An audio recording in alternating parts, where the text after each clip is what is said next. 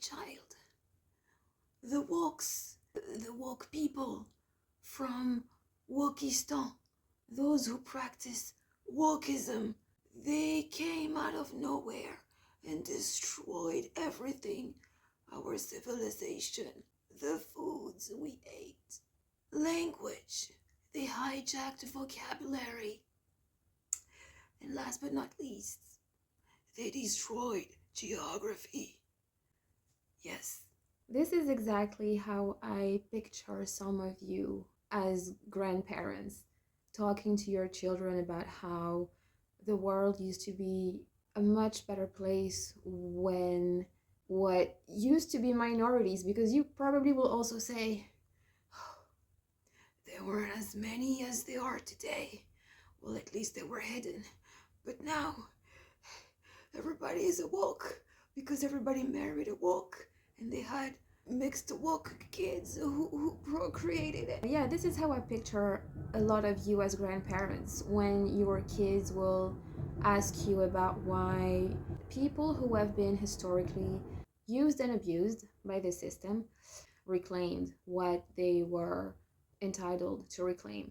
The reason for this introduction is I'm seeing more and more people online complaining about other people using the term West Asia to describe the Middle East, what has been called forever the Middle East. And the same goes for Sub-Saharan Africa. People are being more and more vocal about the necessity to stop using these terms because they have no geographical accuracy.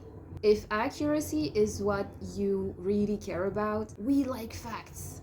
Woke people don't like facts. If that's the truth, then you shouldn't be bothered by people refusing to continue calling Sub-Saharan Africa and calling the Middle East the Middle East.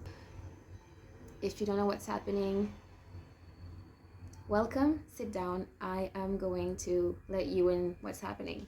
People everywhere are refusing to use the term Middle East to describe the region that has been called the Middle East forever because they consider it to be a colonial term. And they are right. Middle East is what the British Empire, as the colonial entity that it was, used to call that region. West Asia, which is what people are more and more calling it, is just the geographically accurate way to describe the exact same region. The Middle East. What you call the Middle East geographically is actually West Asia. So they are right. Now, when it comes to Africa, the case for Sub-Saharan Africa, why this name makes no sense is because a lot of the countries that are called Sub-Saharan African countries have entire chunks of their countries, of the territories of these countries, are inside the Saharan desert. So they cannot be sub-Saharan if they are in the Sahara.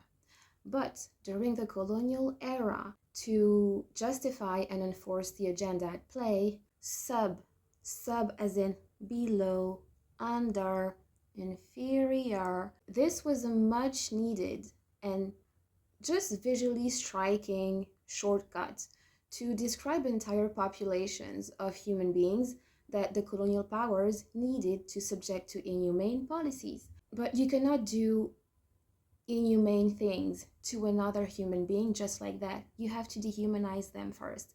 And the very first step to do that is to change their name, to replace it with one that describes perfectly what you are planning to do to them. So in that context, forget about referring to Africa as exactly what it is, the second largest continent in the world, the continent with the greatest diversity of culturally and genetically distinct groups in the world. No, call it Sub-Saharan, a monolith of anything under the Sahara. Makes no sense. So this is for all of you like, but I've been calling it Sub-Saharan Africa forever. I've been calling it the Middle East forever. A name is just a name. Maybe the people who renamed these places didn't do it with the best intentions at heart, but now everybody calls it like that. That's what they call it on the news anyway. What's the point of all this? The point is language matters. Language shapes everything. Someone's name or something's name is the beginning of their identity. Denying someone the name they were born with or the name that accurately describes them, their situation, their story or history in that case, that's a problem. These places already had their own names given by them, by the locals. And then just, colonial powers showed up and said, well, we like this name better, so now you're just going to be called that. So when you refuse to acknowledge that we need to change the way we talk about certain places in the world because of who renamed them, to me it's just the equivalent of, it's just like when you are in a public setting and two people are introduced to each other and one of them does not want to bother learning how to pronounce the other person's name properly, so they just give them a cute nickname, or they shorten it, or they just make up a new name altogether. It's exactly the same thing. You maybe think that you sound cute and witty when you do this, but you don't. You sound super ignorant and super lazy.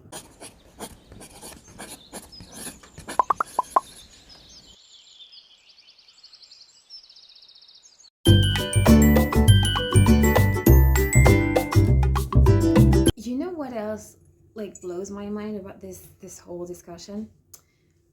Listen and watch. Middle East, 2 words.